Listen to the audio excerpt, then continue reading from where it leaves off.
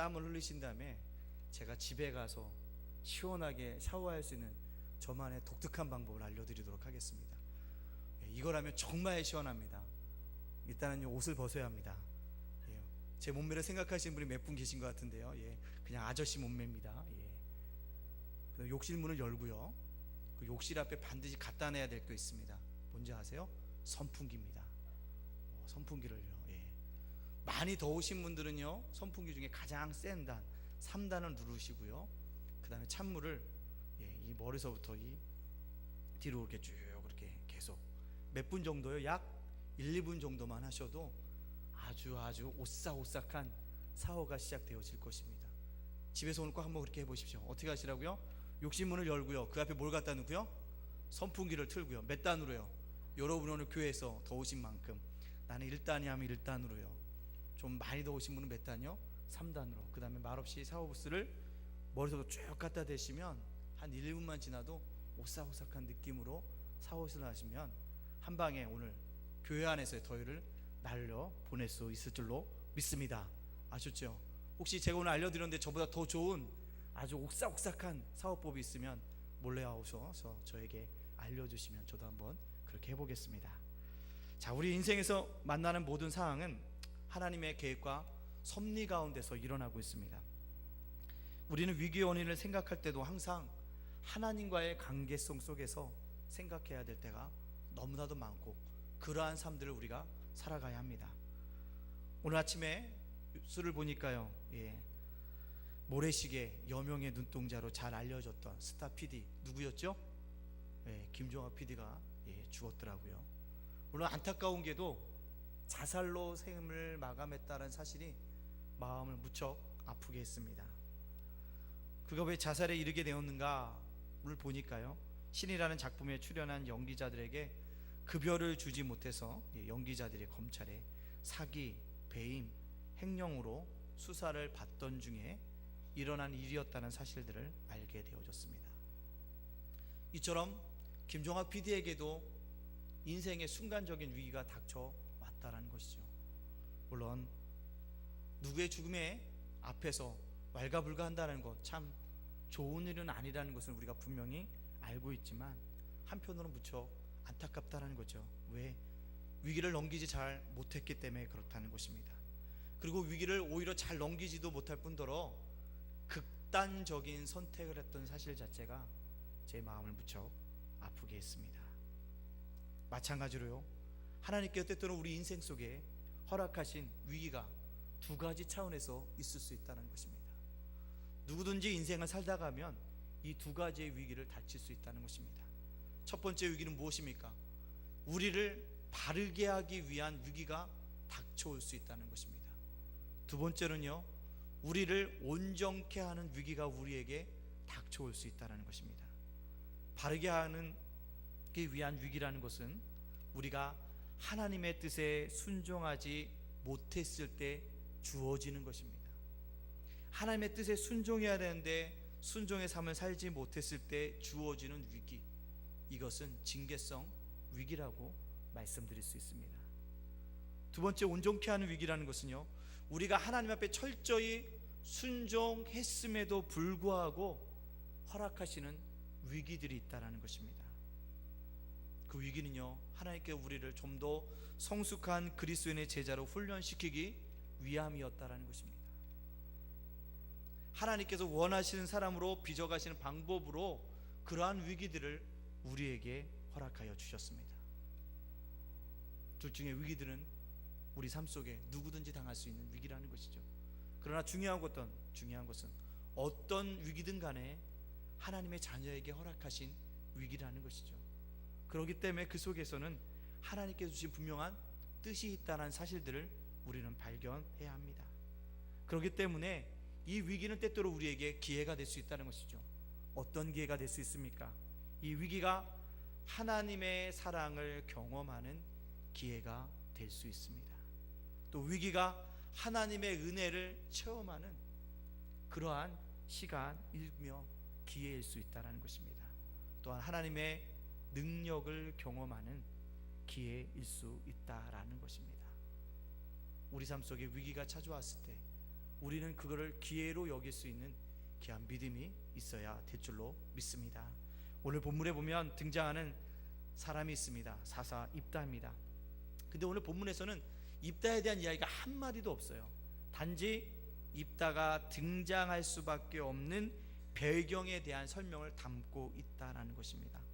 신학적으로 얘기하면 이 입다의 이야기를 에피소드로 얘기한다면 첫 번째 에피소드, 두 번째 에피소드, 세 번째, 네 번째, 다섯 번째 에피소드로 나눠서 입다의 이야기를 하는데, 첫 번째 에피소드, 가장 중요한 거, 왜 입다가 나올 수밖에 없었는지에 대한 배경 설명을 해주고 있는 말씀이 바로 오늘 우리가 읽은 본문에 있는 말씀이라는 것입니다. 오늘 이 시대적 상황, 즉 입다가 등장할 수밖에 없던 시대적인 상황을 통해서 우리에게 오늘 하나님께서 바르게 해야 될 부분이 무엇인지, 온전하게 해야 될 부분이 무엇인지를 깨닫는 은혜로운 시간들이 되어지기를 간절히 바랍니다. 첫째로는요, 우리는 이스라엘 백성처럼 하나님께 범죄할 수 있다는 것입니다. 그럴 때 우리에게 찾아오는 것은 우리를 범죄함으로 말미암아 우리를 바르게 하기 위해서 하나님께서 위기의 상황 속에 우리를 밀어 넣을 수 있습니다. 우리 6절에 있는 말씀 우리 다 같이 한번 읽어볼까요? 6절에 있는 말씀이요, 시작. 이스라엘 자손이 다시 여호와의 목전에 악을 행하여 바알들과 아스다롯과 아랍의 신들과 시돈의 신들과 모압의 신들과 암몬 자손의 신들과 블레셋 사람들의 신들을 섬기고 여호와를 버리고 그를 섬기지 아니함으로라는 것입니다. 본문을 딱 읽으니까 무엇을 알 수 있습니까? 이스라엘 백성들이 우상을 섬기고 있습니다. 우상을 섬기고 있다는 거죠. 그래도 특별히 그 한 단어에 우리가 주목을 해야 되는데요, 뭐냐면 다시라는 단어입니다. 이스라엘 자손이 다시 여호와의 목전에 악을 행하여라는 것입니다. 다시라는 뜻 뭘까요?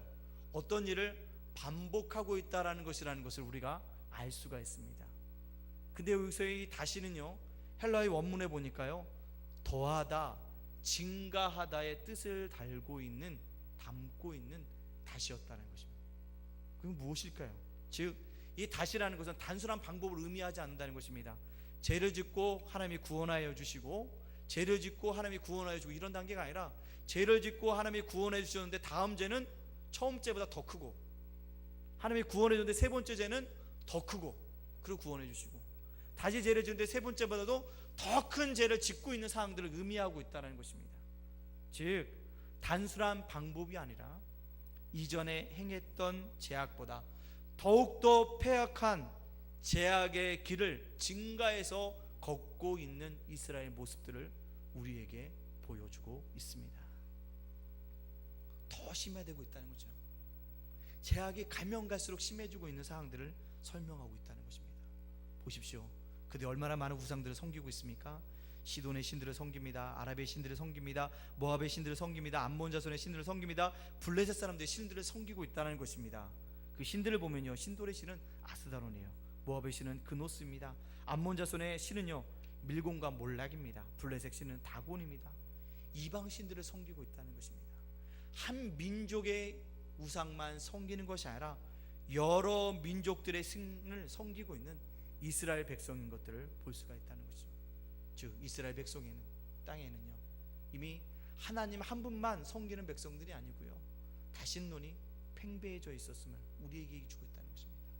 또한 혼합주의가 팽배해져 있었음을 우리에게 보여주고 있다라는 것입니다.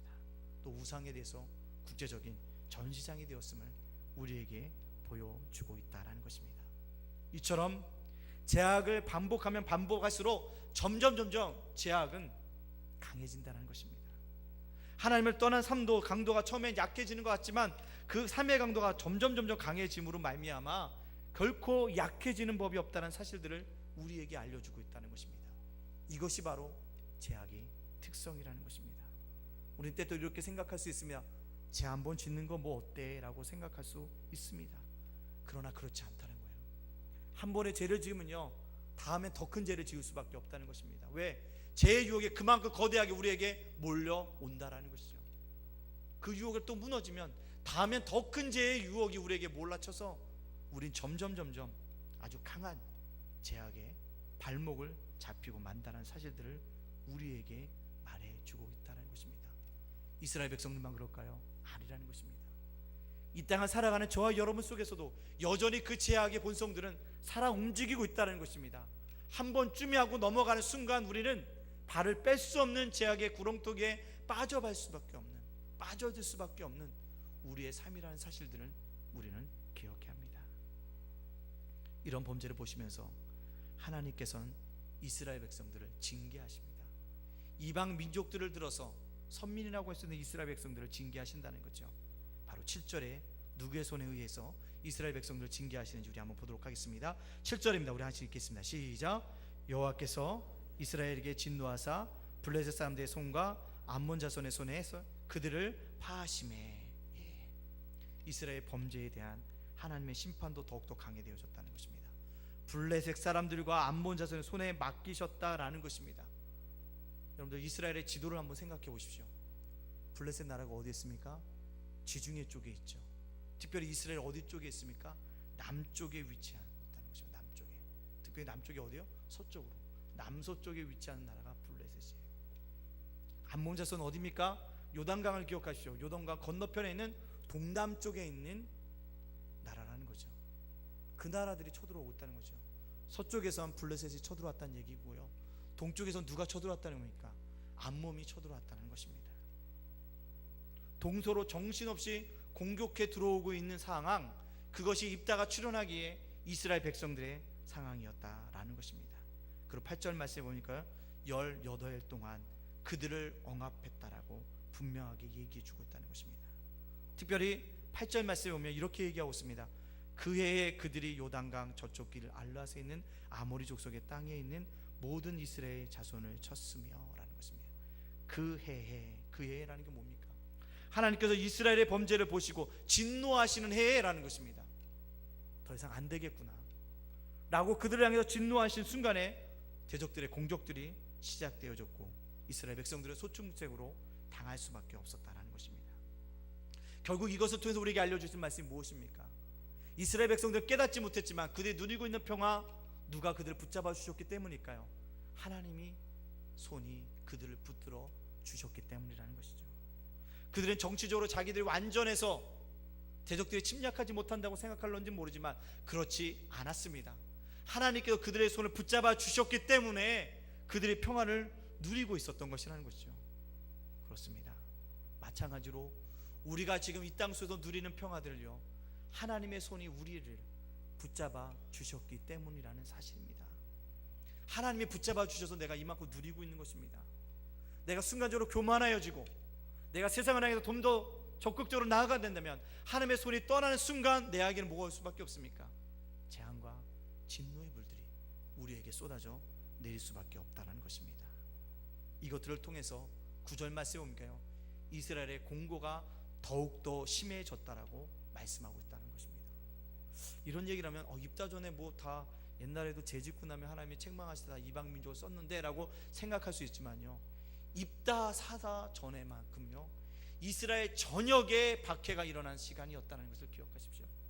온니엘 때 때는요, 메소포타미아 그 구산다임이 쳐들어왔을 때는요 주로 어디가 했냐면요, 이스라엘 남부 지방만이 징계를 당했다는 거예요. 무슨 얘기인지 아시겠습니까? 이스라엘 전체가 하나님께 범죄했을 때 온니엘 때는요 이스라엘 남부 지방만이 징계를 당했다는 거예요. 드보라와 발락이 왔을 때는 어떨까요? 가나안 야빈으로 인해서 이스라엘 북부 지방만이 징계를 받았다는 것입니다. 그리고요 기드온 때는요 미디안에 쳐들어왔기 때문에 중부 지방만이 징계를 받았다는 것입니다. 근데 입다의 시대 전에는요 이스라엘 전역이 남부, 중부, 북부 할 것 없이 암몬과 블레셋 사람의 공격으로 인해서 힘들어하고 있는 시기라는 사실들을 우리는 꼭 기억해야 합니다. 무엇일까요? 제가 점점 완악해지니까요 하나님의 그 심판에 대한 대응의 전개도 점점 모아졌다는 거예요. 깊어지고 있다는 사실들을 우리에게 보여주고 있다는 것입니다.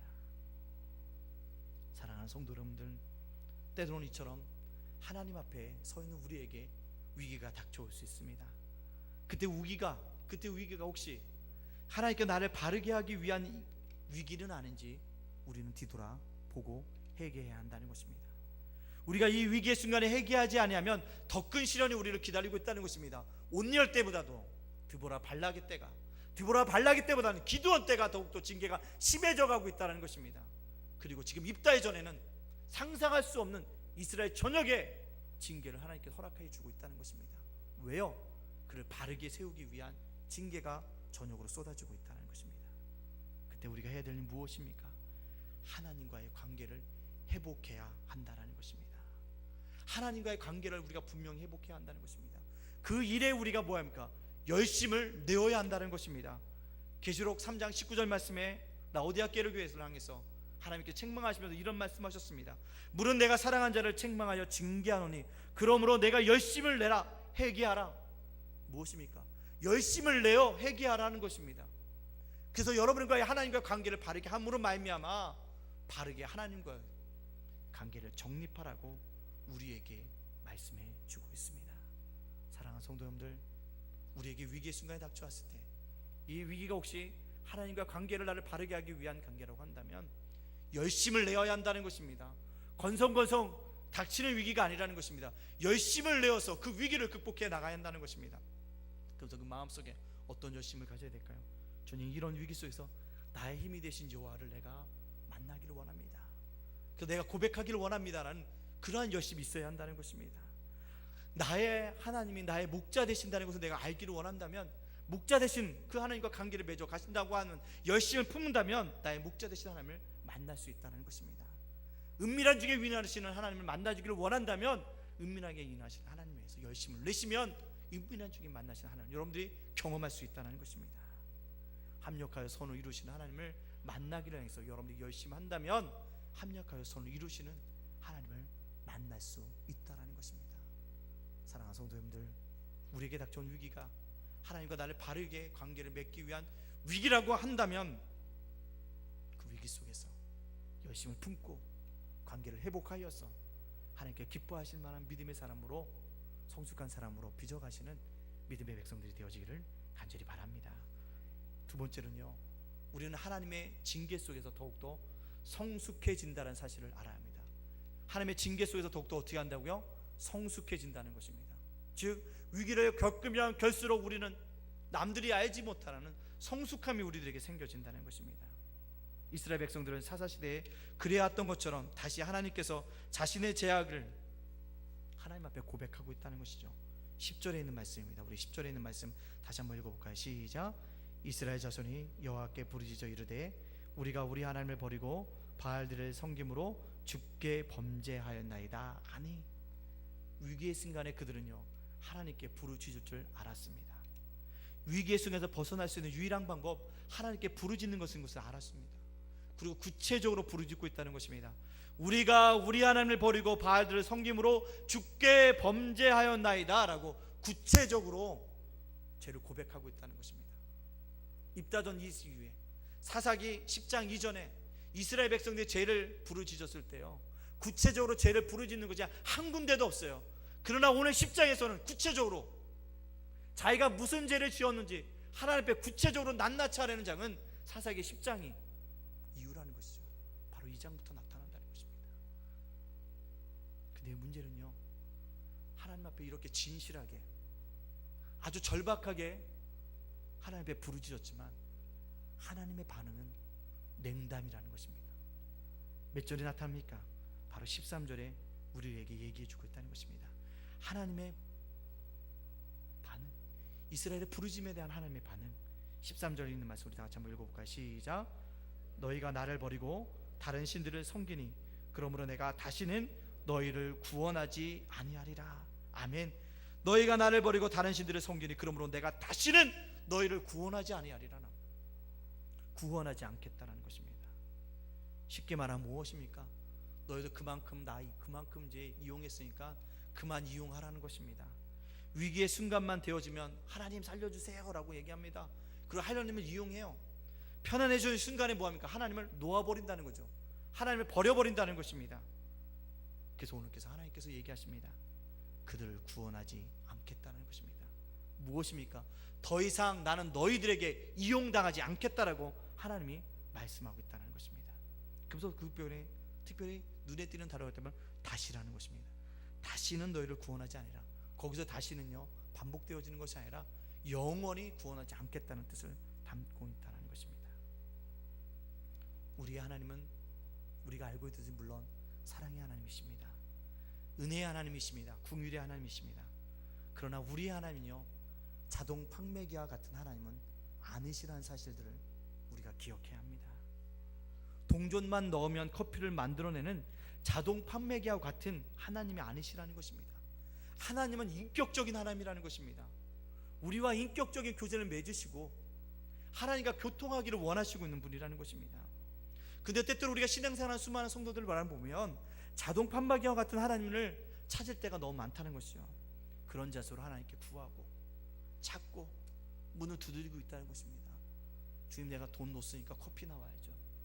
주님, 내가 시원한 거 눌렀는데 왜 안 주십니까? 알로에 안 주십니까? 이 얘기할 수 있다는 것입니다. 그러나 사랑하는 성도 여러분들, 우리는 그러기 전에 자동 판매기와 같은 하나님이 아닌 것을 깨닫고 인격적으로 하나님을 만나야 한다는 것입니다. 그러기 위해선 진실함으로 하나님 앞에 나아가야 한다는 것입니다.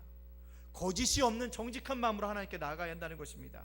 하나님께서 내 기도를 인정하실 때까지 기도의 자리를 떠나지 않아야 한다는 것입니다. 한번 기도할 때 안 들어지는 내 기도 자리를 떠나야지가 아니라 하나님이 응답하여 주고 하나님이 정말 내 마음을 이해하여 주실 때까지 엎드려야지라고 하나님을 엎드리고 붙들어야 한다는 것입니다. 이럴 때 비로소 하나님께서는 이스라엘 백성들의 마음을 깨닫게 되어진다는 것입니다. 근데요 하나님께서 이렇게 얘기를 했을 때요 이스라엘 백성들이 결코 서운해하지 않았습니다. 오히려 이스라엘 백성들은 하나님께 다시금 기도한다는 것이죠. 15절에 있는 말씀입니다. 우리 15절에 있는 말씀 다시 한번 읽어볼까요? 시작. 이스라엘 자손이 여호와께 여쭈되 우리가 범죄하였사오니 주께서 보시기에 좋은 대로 우리에게 행하시려니와 오직 주께 구하옵나니 오늘 우리를 건져내옵소서 하고. 아멘. 그들이 뭐라고 고백한다고요? 주님 보시기에 우리를 좋은 대로 행해달라고 얘기하고 있다는 것입니다. 즉 우리가 하나님께 범죄했기 때문에 어떤 처분이라도 달게 받겠다고 고백하고 있다는 것입니다. 즉 하나님의 징계를 마다하지 않겠다고 고백하고 있다는 것입니다. 이것이 이스라엘 백성이 달라진 성숙된 모습이라는 것입니다. 그전에는요 그냥 구해주세요, 구해주시면 그냥 또 좀 생활하다가 하나님 믿다가 다시 우상신을 섬기고 했다는 것이죠. 그러나 이번엔 그렇지 않다는 것입니다. 어떤 처분을 내리든지 징계를 내리든지 그것을 당당하게 받아들이겠습니다. 회개의 기도를 그렇게 합니다. 그것으로 끝나냐? 그것으로 끝나지 않다는 것입니다. 16절 상반절 말씀 우리 한번 읽어볼까요? 16절입니다. 시작. 자기 가운데서 이방신들을 제하여 버리고 여호와를 섬김에. 아멘. 회개기도 주님의 징계를 대로 받겠습니다라고 고백한 뿐만 아니라 자기 가운데 이스라엘 백성 전역에 있는 이방신들을 제하여 버리고 누구만을 섬긴다고요? 여호와만을 섬기고 있다는 것입니다.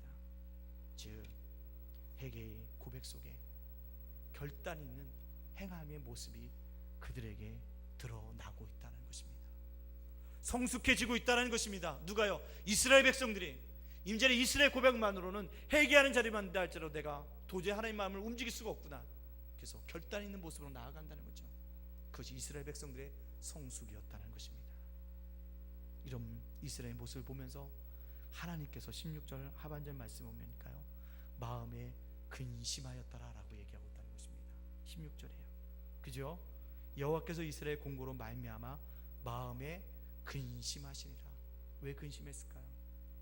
그들의 뜻을 받아들이기로, 그들을 용서하기로 마음이 움직이셨음을 뜻하는 모습이라는 사실들을 우리에게 말씀해 주고 있습니다. 사랑하는 성도 여러분들, 때로는 하나님께 기도해도 응답이 오지 않고 답답할 수가 있습니다. 이 문제를 가지고 하루 이틀 아니라 오랜 동안 기도했는데도 응답이 없을 수도 있습니다. 그때 우리가 가져야 할 뜻은 무엇입니까? 하나님께 나를 성숙해 하기 위한 가정으로 몰아가시는구나, 내가 온전해지기를 원하시는구나 라는 믿음의 생각들을 가져야 한다는 것입니다. 그래, 이거에서는 분명히 나는 무엇인가 온전케 하시기 위한 하나님의 뜻이 있겠지라고 하나님을 원망하고 있는 것이 아니라 더욱더 하나님을 계속적으로 은혜를 간구해야 한다는 것입니다. 하나님의 은혜가 임하기 위해서 더욱 철저히 회개하고 결단 있는 열심으로 하나님 앞에 나아가야 한다는 것입니다. 그럴 때 더 온전해지고 성숙해지기 위해서 하나님께서 우리에게 이러한 위기들을 허락하여 주신다는 것입니다. 이것을 믿고 우리는 살아가야 한다는 것입니다. 김종학 PD는 어찌 보면 여러 가지 때문에 죽었습니다. 하지만 그처럼만 위기를 당하는 것이 아니라 수많은 사람들이 위기를 당하고 있다는 것입니다. 혹시 이 노래를 불렀던 사람을 알고 계십니까? 당신은 모르실 거야. 제3 한강교 감수광. 누가 불렀죠? 혜은이가 불렀지 않습니까? 이 혜은이라는 가수 지금 남영교회 권사님이십니다. 근데 그 혜은이가 이러한 간증을 하는 것을 인터넷을 통해서 들었습니다. 남편이 사업 실패를 거듭합니다. 어머니의 죽음으로 엄청난 충격에 빠져듭니다. 자신도 건강할 줄 알았는데 자궁을 적출하는 수술을 하게 되어집니다. 그리고요, 몸도 망가지고 물질도 엄청난 수십억의 빚을 지고 살을 때 그가 고백하는 것이 있습니다. 뭐요? 믿음으로 극복했다라고 고백하고 있다는 것입니다. 혜은이 권사님은 이런 위기에 자기를 바르게 하기 위한 것이 있었겠지. 우리 할아버지가 장로님이셨는데 내가 그 장로님의 손녀딸로서 살지 못해서 하나님께 주시나 보다. 하나님과의 관계를 바로 해야지. 그런 마음이 들었더니 뭡니까? 힘들 때마다 수요예배, 금요예배, 새벽예배 등을 남편과 함께 신앙생활을 회복하고 힘든 경기를 이길 수 있었다고 고백하고 있습니다. 또한 그래도 하나님께 응답해 주시지 않으니까 기도원 가서 목사님 설교를 듣고 힘을 얻었다는 거예요. 그럴 때마다 나를 지금 뭔가 온전케 하시는 중이구나, 하나님의 공급하시는 진한 사랑을 그가 느낄 수 있었다는 것입니다. 물론 그가 얘기합니다. 그렇게 얘기했고 그렇게 말씀을 들었지만 삼위원장은 여전히 변하지 않았다는 것입니다. 내가 한 번에 예배를 드리고 한 번에 기도를 하고 한 번에 찬양을 한다 할지라도 세상에 나갔더니 달라지지 않더라는 것이죠. 그러나 그 하나님 끝까지 나를 뭔가 바르게 하실 것이고 나를 온전케 하실 뜻이 있겠지라고 끝까지 붙들고 나아갔더니 하나님께 오랜 시간이 걸렸지만 회복시켜 주시더라는 간증을 들었다는 것입니다. 사랑하는 성도 여러분들, 그렇습니다. 한 번의 예배는 누구든지 드릴 수 있습니다. 누구든지 한 번의 새벽 예배는 드릴 수 있습니다. 하나님께 간절히 무릎 꿇고 기도할 수 있습니다. 그렇다고 할지라도 우리 상황들은 변하여지지 않는다는 것입니다. 그러나 하나님의 은혜가 분명히 임할 것을 믿고 끝까지 기도하는 자에게 하나님이 우리에게 응답하여 주실 줄로 믿습니다. 당장 눈앞의 변화는 아니라도 하나님께 분명하게 우리 삶 속에 하나님의 때에 하나님의 방법으로서 우리를 채워져 가시는 은혜의 역사가 나타나게 되어줄 줄로 믿습니다. 그것을 바라보시면서 예배하고 기도하고 찬양하고 전도하는 일에 더욱더 열심을 품고 주님의 성교 나감으로 말미암아 어떤 위기 가운데 속에서도 승리할 수 있는 능력을 소유할 수 있는 저와 여러분이 되어주시기를 주님의 이름으로 축복합니다. 아멘. 기도하시겠습니다. 사랑의 하나님, 감사합니다. 우리에게 이러한 능력들을 허락하여 주시옵소서. 삶이 위기 속에 빠져있다고 낙심하지 않도록 인도하여 주시고 나를 하나님이 바르게 하기 위한 위기라는 것을 깨닫고 하나님과의 관계를 회복하게 하여 주시고 회개함으로 말미암아 바르게 세워지는 믿음의 사람들이 되어져서 위기를 믿음 가운데 극복할 수 있도록 인도하여 주시옵소서. 내가 하나님께 순종했음에도 불구하고 위기가 온다면 하나님 나를 성숙하기 위한 귀한 위기며 기회인 것을 깨닫고 믿음으로 잘 감당하며 더 성숙한 그리스도인으로 살아가며 그 능력들을 소유할 수 있는 믿음의 백성들 되어줄 수 있도록 인도하여 주시옵소서. 우리를 그런 삶으로 빚어줄 줄 믿고 예수님의 이름으로 기도하옵나이다. 아멘.